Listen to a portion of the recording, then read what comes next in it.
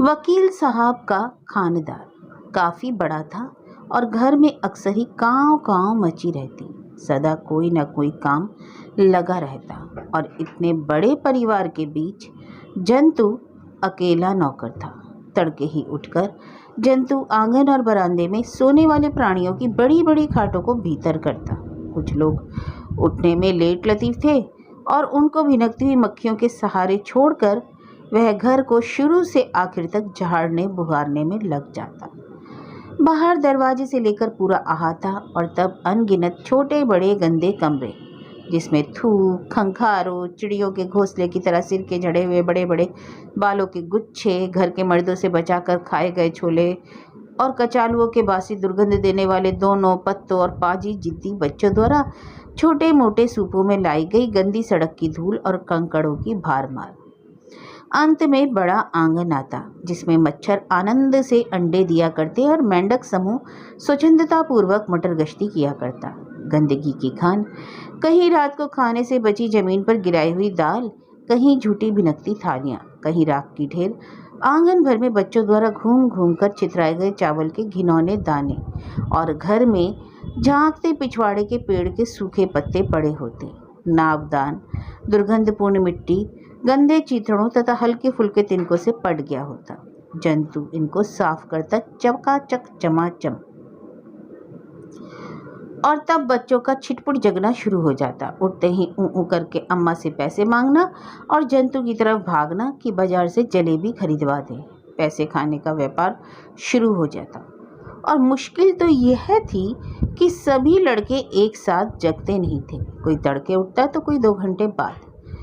किसी को यह भी पसंद नहीं था कि जंतु सबका को घर पर ही ला दे और वे खा ले। आदत तो बिगड़ी हुई थी ही और सभी जंतु की गोद में बैठकर हलवाई की दुकान पर जा अपनी पसंद की चीज़ें लेना पसंद करते।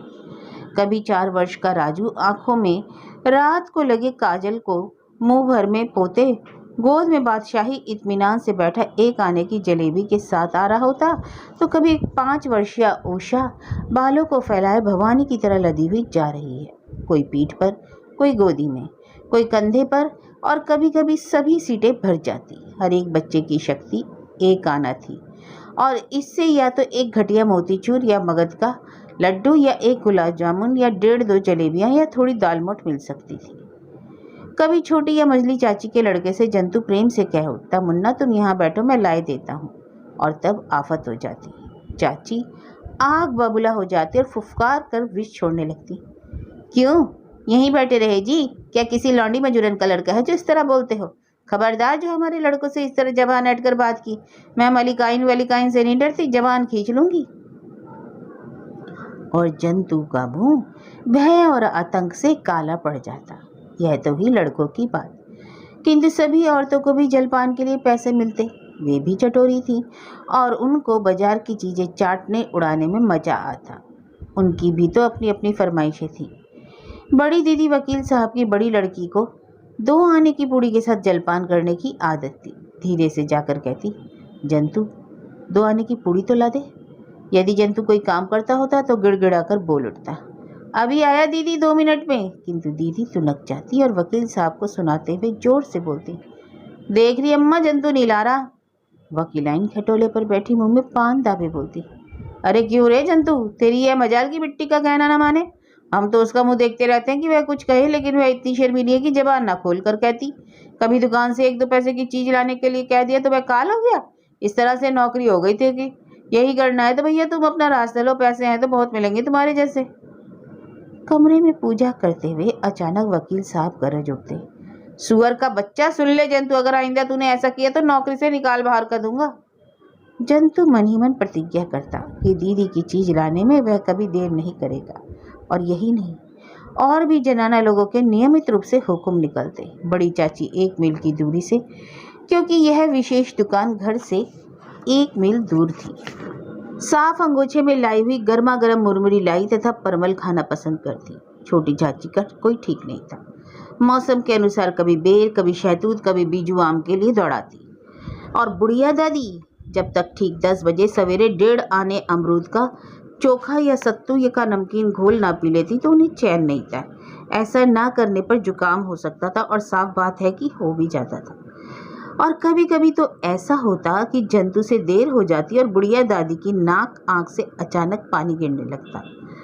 उनके सिर में दर्द पैदा हो जाता और वह एक टूटे खटोले पर चित्त लेट जाती और सिर पीट पीट कर विलाप करने लगती।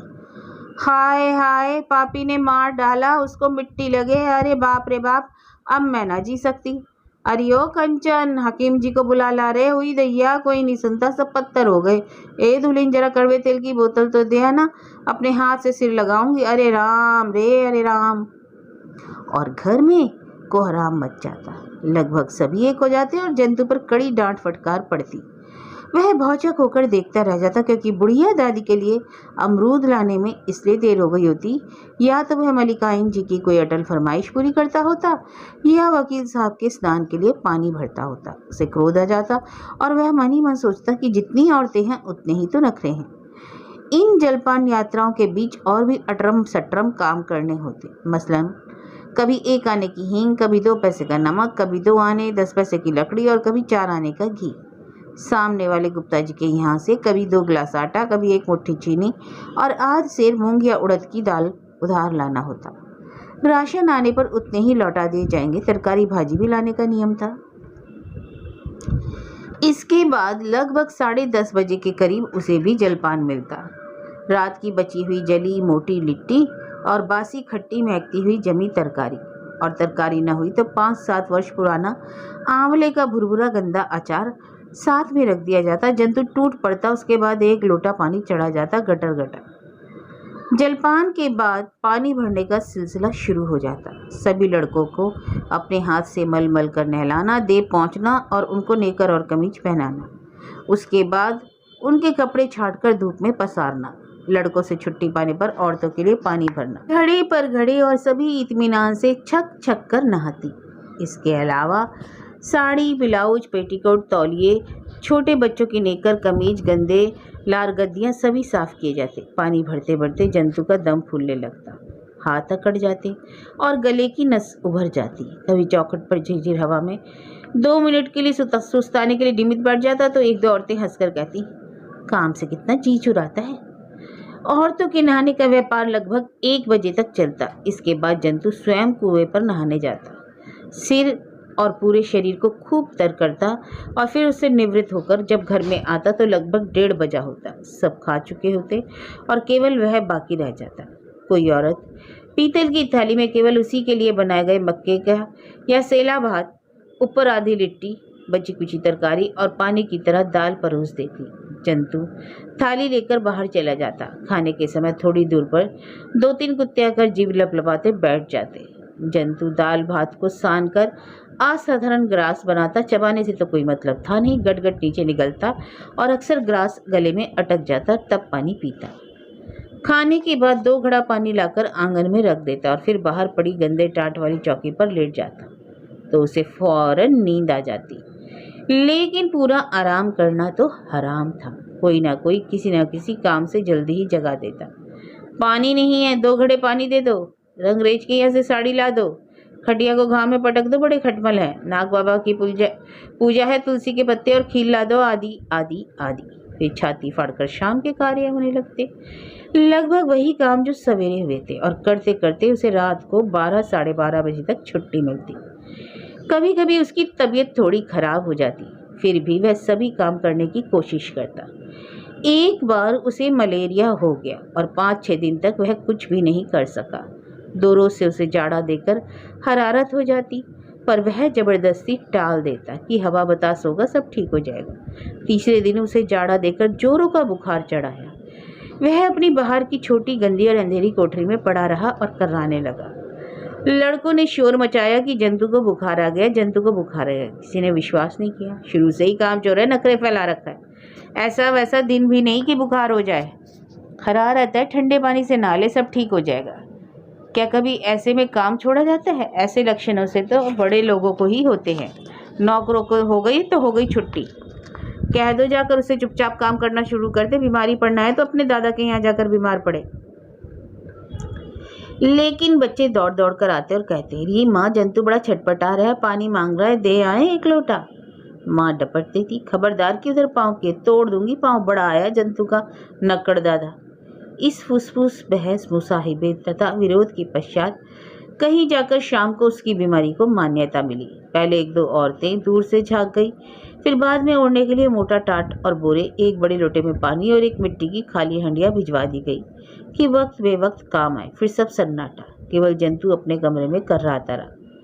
2-3 दिन तक दवा दारू की किसी ने परवाह नहीं की, क्योंकि सभी की यही राय थी, दवा दारू की जरूरत ही क्या, छोटी जाति के लोग तो हवा पानी से ही ठीक हो जावे हैं। पर बुखार ना उतरा। बुढ़िया दादी ने कहा, बड़े घर का अंजो लग गया उसे, नहीं तो क्या कम कम कर कहा, इतने दिनों तक बीमार रहते हैं, 3-4 कुनैन की गोलियां मंगा दो, पानी के साथ खा लेगा, चंगा हो जाएगा। वकील साहब ने क्रोध में कहा, और अगर नहीं चंगा होगा तो बच्चों को निकाल कर बाहर करूंगा। बताओ तो कितनी तकलीफ हो रही है, नौकर अपने शरीर के आराम के लिए रखा जाता है कि। और कुनैन की गोलियां खाकर जंतु सचमुच चंगा हो गया, जैसे सभी इसी की प्रतीक्षा में थे। कई दिनों से एकत्रित काम जंतु पर पहाड़ की तरह टूट पड़े। बड़ी चाची ने जंतु को सुनाकर कहा, बाबा रे बाबा, नौकर चाकर इस तरह बीमार पड़ने लगे तो बड़े लोग कहीं के न रहे। बुढ़िया दादी ने कनखी से जंतु की ओर देखते हुए कहा, अरे ओ दुल्हन, उस रोज बड़े बाबू वकील साहब जो थे बहुत बिगड़ रहे थे, कहते थे मरीज नौकर को घर में रखने से क्या फायदा, मैं उसे निकालने जा रहा हूँ। लेकिन तुम जानती हो, मैंने उनको रोका, समझाया कि गवाड़ अपड़ है, धीरे धीरे सब समझ जाएगा। बहुत कहने सुनने पर बाबू माने। जंतु डर गया और उसने सोचा कि वह कभी बीमार नहीं पड़ेगा। शाम को वकील साहब ने भी रुके स्वर में कहा, जंतु क्या बात है, पहले की तरह काम नहीं करते? अगर नहीं होता तो साफ साफ कह दो, हम कोई दूसरा आदमी खोजेंगे। जंतु हाथ जोड़कर गिड़गिड़ा कर बोला, नहीं माई बाप, आगे से कोई गलती ना होगी, आपका अन्न खाता हूँ, इधर उधर की सोचूं तो भगवान मुझे आज ही उठा ले। जंतु और परिश्रम से काम करने लगा। वहां से निकाल दिए जाने पर कहाँ जाएगा? सारे शहर में मजदूरों से में भयंकर बेकारी फैली हुई है। 2 कौड़ी को कोई नहीं पूछेगा, भूखों मरना पड़ेगा। यहाँ कम से कम दोनों जून भरपेट अन्न तो मिल जाता है। दिन बीतते गए और गर्मी आ गई, भीषण गर्मी और लू चलने लगी। उस रोज काम करते करते जंतु का शरीर चूर चूर हो गया। खाने के बाद दोपहर के समय सोया तो देह में भयंकर दर्द होने लगा, नस नस में भयंकर पीड़ा। उसके शरीर को ढीला किया, भगवान का नाम लेकर आंखें मूंद ली, फौरन खर्राटे भरने लगा।